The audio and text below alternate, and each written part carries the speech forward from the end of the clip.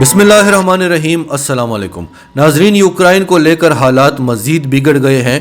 روسی فوجوں نے ایکسرسائزز کی مد میں اس وقت پورے یورپ کو گھیرا ہوا ہے۔ یوکرائن کی تو ناکہ بندی کی ہوئی ہے، اس کا سمندر سے کنیکشن ہی کٹ کیا ہوا ہے۔ ایسے میں آج برلن میں مذاکرات ہوئے۔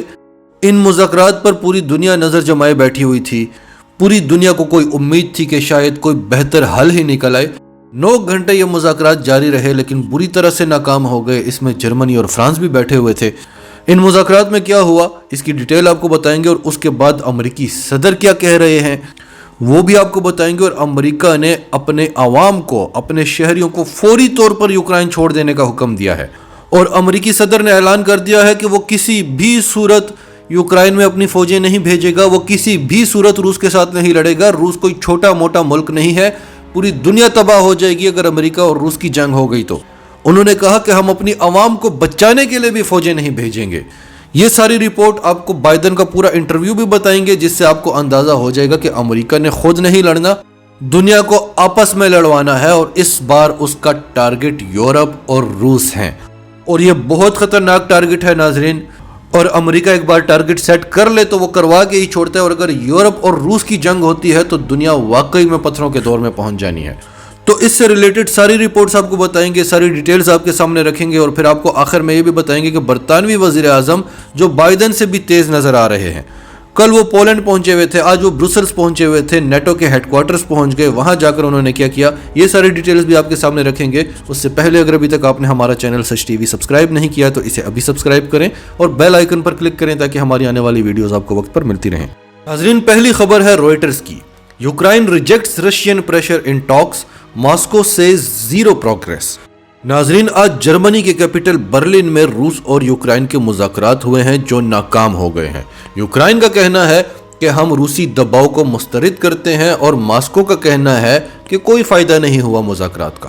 ناظرین، یہ مذاکرات 9 گھنٹے تک ہوتے رہے، اور ان میں فرانس اور جرمنی کے نمائندے بھی بیٹھے ہوئے تھے۔ مذاکرات کے بعد روسی نمائندے ڈمیٹری کوزک نے کہا کہ 2015 میں روس اور یوکرائن کا ایک معاہدہ ہوا تھا، اور اس معاہدے میں یوکرائن میں رہنے والے پرو رشینز جو یوکرائن کو روس کا حصہ بنانا چاہتے ہیں، جن کے ساتھ آئے روز یوکرائن کی فوج کی جھڑپیں ہوا کرتی تھی، اس معاہدے سے وہ ختم ہوئی تھیں۔ لیکن آج یوکرائن اس معاہدے کو مان ہی نہیں رہا، اسے کچھ اور ہی معاہدہ بنا کر پیش کر رہا ہے، تو اس طرح سے تو مفاہمت نہیں ہو سکتی۔ یوکرائن کے نمائندے نے کہا کہ ان مذاکرات کو کوئی فائدہ نہیں ہوا، لیکن ایک فائدہ ضرور ہوا کہ دونوں پارٹیز نے یہ ایگری کیا ہے کہ ہم مذاکرات جاری رکھیں گے۔ یوکرائن نے کہا کہ ہم اس معاہدے کو مانتے ہیں، ہم اس کی خلاف ورزی نہیں کر رہے، لیکن روس ہم پر دباؤ ڈال رہا ہے اور ہم اس دباؤ کو مسترد کرتے ہیں۔ تو جب یہ مذاکرات ناکام ہوئے تو امریکی صدر جو بائیڈن نے کیا کہا؟ دی گارڈین کی خبر ہے، things could go crazy quickly, Biden warns on Ukraine as talks in Berlin fail. اب کچھ بھی نارمل نہیں رہنے والا۔ جو ہی برلن میں مذاکرات ناکام ہوئے، بائیڈن نے دھمکی دی کہ اب کچھ بھی نارمل نہیں رہنے والا۔ US President urges all Americans to leave Ukraine immediately۔ امریکی صدر نے امریکی شہریوں کو زور دیا ہے کہ فوری طور پر یوکرائن چھوڑ دو۔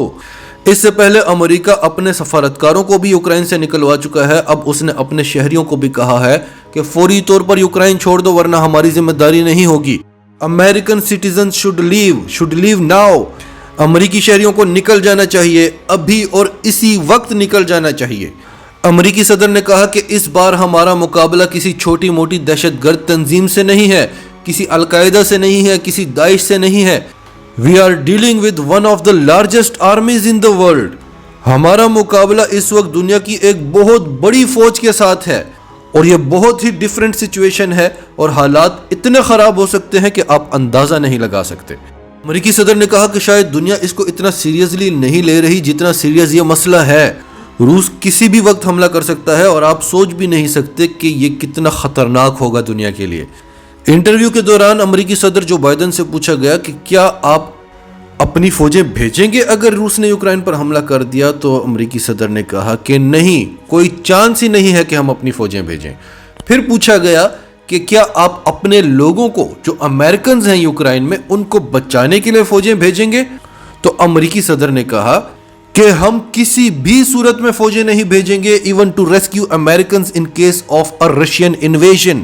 हम अपने लोगों को बचाने के लिए भी फौजें नहीं भेजेंगे, इसीलिए हम उन्हें कह रहे हैं कि फौरी तौर पर वहां से निकल जाओ।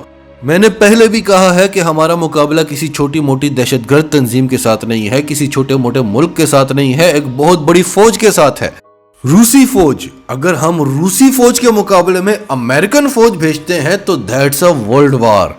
फिर तो जंग अजीम शुरू हो जानी है। When Americans and Russians start shooting one another, we are in a very different world. अगर अमेरिकियों और रूसियों ने एक दूसरे पर गोली चलाना शुरू कर दी तो फिर हम किसी और दुनिया में पहुंच जाएंगे। मुझे कभी कभी रूसी सदर व्लादिमीर पुतिन बेवकूफ लगता है कि वो ये सब कुछ कर रहा है, लेकिन मुझे पूरा यकीन है कि इतना स्मार्ट वो जरूर है कि वो कुछ ऐसा नहीं करेगा जिससे अमेरिकी शहरियों को नुकसान पहुंचे, जिससे अमेरिकी फौजों को आना पड़े। फिर नाजरीन, सारी रिपोर्ट्स बताते हुए हम आपको जब एनालिसिस देते हैं तो हम आपसे बार बार यही कहते हैं कि इस वक्त दो मुल्क, बरतानिया और अमेरिका, ये वो दो मुल्क हैं जो चाहते हैं कि जंग हो।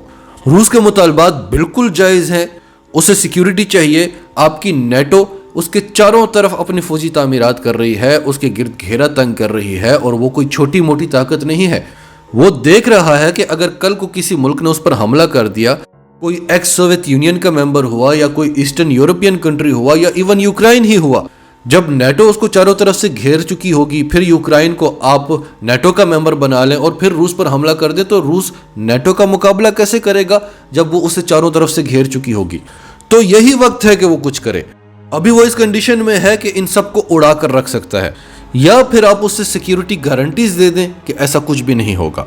तो रूस का मुतालबा बिल्कुल जायज़ है, और जो कुछ भी हो रहा है उससे साफ समझ आ रही है कि ये सब कुछ अमेरिका इसीलिए कर रहा है ताकि रूस रिएक्ट करे और एक जंग शुरू हो जाए। और साथ ही अमेरिका मासूम भी बनता है, जो उसकी बड़ी पुरानी आदत है।